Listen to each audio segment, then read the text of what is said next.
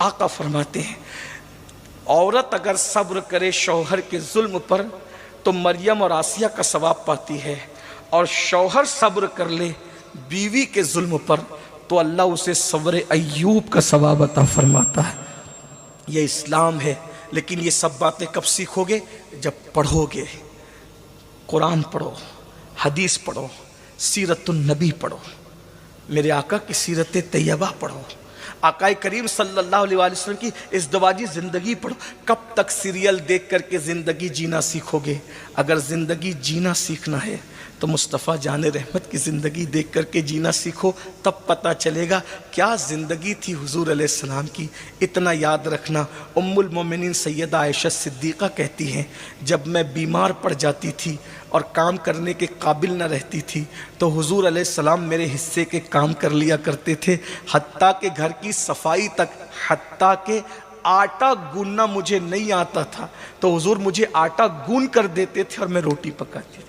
یہ حضور کے گھر کا ماحول تھا۔ آج ہمارے گھر میں بچوں کے سامنے ماں باپ لڑتے ہیں، بچے احساس کمتری کا شکار ہوتے ہیں، بچے باپ سے باغی ہوتے ہیں۔ باپ کا باغی بنانے کا یا باپ کے باغی بننے کی ایک وجہ یہ بھی ہے کہ ماں پر ظلم ہوتا دیکھ کر بچپنے سے بچے سوچتے ہیں میرے باپ نے ماں پہ بہت ظلم کیا۔ اگر اپنے بچوں کو بغاوت سے بچانا ہے کم سے کم اپنے بچوں کے سامنے لڑا نہ کرو، جھگڑا نہ کیا کرو، اور طلاق کا تو سوچو ہی مت، اس لیے کہ اللہ کو جوڑنا پسند ہے، اللہ کو توڑنا پسند نہیں ہے۔ جب اللہ عوام کے معاملے میں جوڑنے کو پسند کرتا ہے تو بیوی کے معاملے میں کتنا جوڑنے کو پسند کرتا ہے۔ ہماری جماعت کے ایک مفکر نے کہا تھا جو طلاق دیتے ہیں وہ کبھی مرد نہیں ہوتے، بلا عذر شرعی طلاق دینے والے کبھی مرد نہیں ہوتے، مرد وہ ہوتے ہیں جو بیوی سے نباہ کرنا جانتے۔ علامہ شفیق بلخی کی بیوی امام شفیق بلخی بڑے زاہد تھے، غریب نواز جیسے لوگ ان کی تعریف کرتے ہیں، شفیق بلخی وہ ہیں۔ شیخ شہاب الدین عمر سہروردی جیسے لوگ ان کی تعریف کرتے ہیں، شفیق بلخی وہ ہیں۔ داتا علی حجویری جیسے لوگ شفیق بلخی کی ولایت کی تعریف کرتے، شفیق بلخی وہ ہیں۔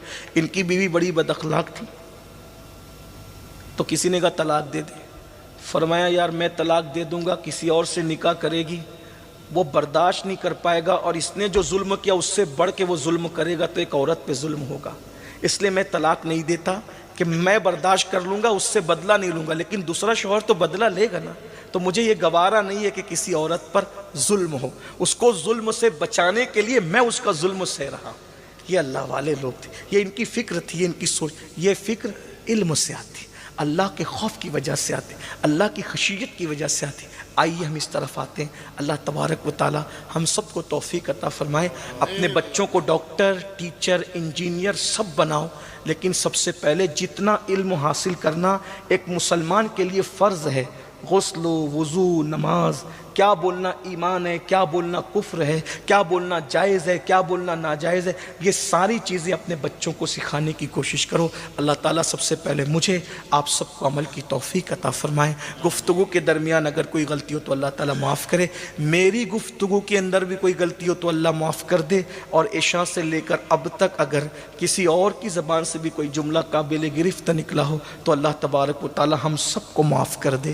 استغفر اللہ ربی من کل ذنب واتوب الیہ۔ السلام علیکم۔